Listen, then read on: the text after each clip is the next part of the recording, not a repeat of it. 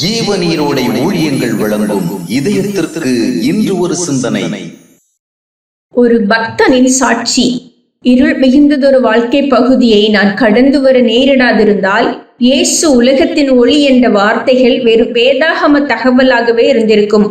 ஆனால் என்னுடைய இருளின் பாதையில் ஆண்டவர் ஒளியாய் இருப்பது ஒரு உண்மை சம்பவமாக மாறியது. தேவன் அன்பானவர் என்ற செய்தி பல வருடங்களாக எனக்கு நன்கு தெரிந்த செய்தியாகவே இருந்தது.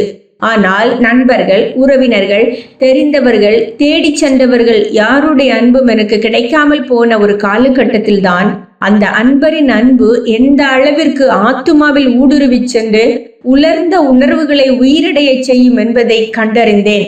கர்த்தர் என்னோடு இருக்கிறார் என்ற உண்மையில் என்றும் எனக்கு சந்தேகம் இருந்ததில்லை.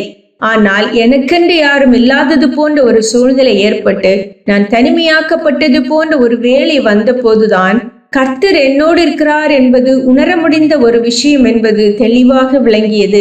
கர்த்தர் என்னோடு இருக்கையில் வேறு ஒருவர் கூட என்னோடு இராவிட்டாலும் எனக்கு தனிமை இல்லை என்பதும் உறுதி செய்யப்பட்டது.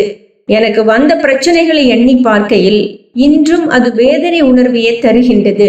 ஆனால் எத்தனை பிரச்சனைகள் வந்தாலும் இயேசுவோடு இருப்பவன் அவைகளால் வீழ்ந்து போகாமல் தைரியமாக சந்திக்க முடியும் என்ற உண்மை அப்போதுதான் அனுபவ கல்வியாக மாறியது. சந்தோஷப்படுவதற்கு ஒரு சிறு புள்ளி வாய்ப்பு கூட இல்லாத அந்த நேரங்கள் இன்றும் நினைவில் உள்ளது.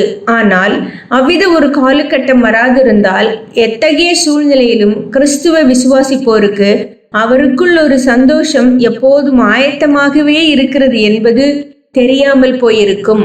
வாழ்க்கையில் எல்லாம் எதிராக கொந்தளிப்பது போன்று உணர்ந்த போது ஆண்டவர் ஏன் என்னை இப்படி ஒரு சூழ்நிலையில் வைத்திருக்கிறார் என்று வருத்தத்தோடு சிந்தித்ததுண்டு. ஆனால் அங்குதான் கொந்தளிப்புகளின் நடுவில் உலகம் தர முடியாத ஒரு சமாதானத்தை எப்படி அவர் தம்மை பற்றி கொண்டோருக்கு தருகிறார் என்பதை உண்மையாக கண்டேன். ஆம், எனக்கு எதிராக வந்த அனைத்தும் கிறிஸ்துவுக்குள் எனக்காக வைக்கப்பட்டுள்ள ஆசீர்வாதங்களை கண்டு கொள்ளவே எனக்கு உதவின. சிந்தனைக்கு: கஷ்டங்களை நீயாக நாடாதே, வந்துவிட்ட கஷ்டங்களை கண்டு விலகியும் ஓடாதே. கஷ்டங்களை நீயாக நாடாதே, வந்துவிட்ட கஷ்டங்களை கண்டு விலகியும் ஓடாதே.